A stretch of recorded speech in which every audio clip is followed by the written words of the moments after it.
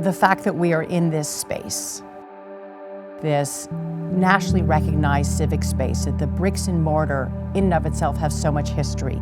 Just walking to the rotunda, in some sense, there's a sense of sacredness. There's something important that happened here. That we now have the Jewish story, which really is a universal story, in a space that is now a universal space, I think brings a kind of gravitas and wholeness to the experience that for any other center that's on its own cannot be replicated.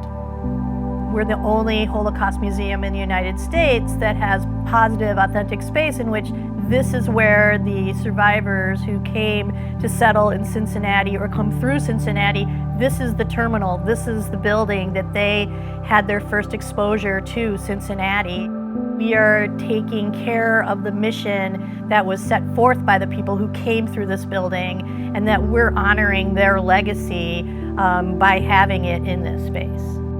When you walk into the staircase and you see the real live documents that we have blown up and made bigger and accessible, it brings you in immediately. As soon as we started walking down the stairs, I realized that this would be an experience that I probably will never forget. It turned out to be one of the greatest experiences that I've had at this museum because I learned a lot. This is the kind of the lobby area, and this is the mural that we created. If people are here, kind of, they've gotten their ticket, they're, waiting to experience the museum. What impact, what kind of precursor could we tell them about what they're about to experience? We want to make it an element of discovery for the visitor. Things will unfold. Layer after layer will come out, and there'll be a sense of drama in learning the story. But as it unfolds, the story becomes more and more complex, more and more layered. And we use the voices of Cincinnati people and of the Cincinnati experience to give it a flavor that is local and unique to the city.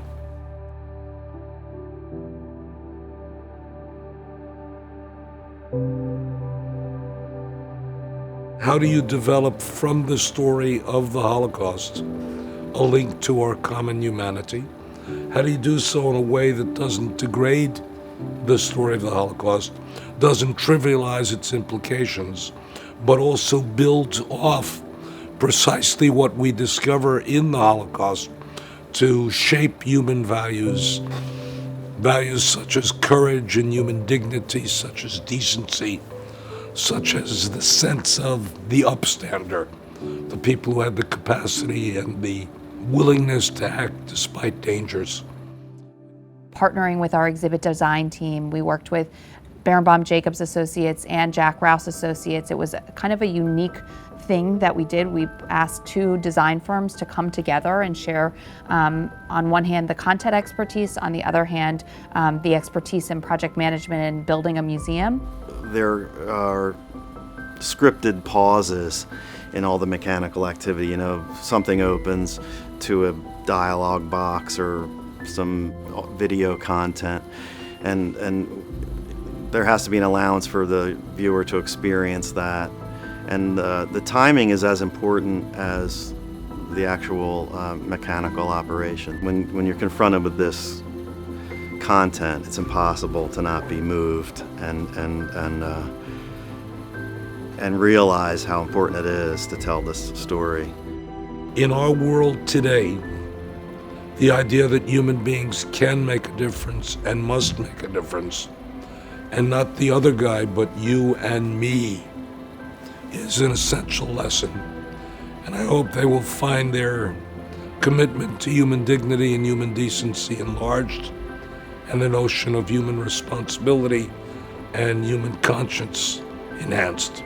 I hope that what they take away is really dependent on what they brought in. So if they had a little awareness, maybe they take away a curiosity. If they had a little understanding, they take away a knowledge. If they came in with knowledge and we can give them some wisdom, that's the best we can hope for.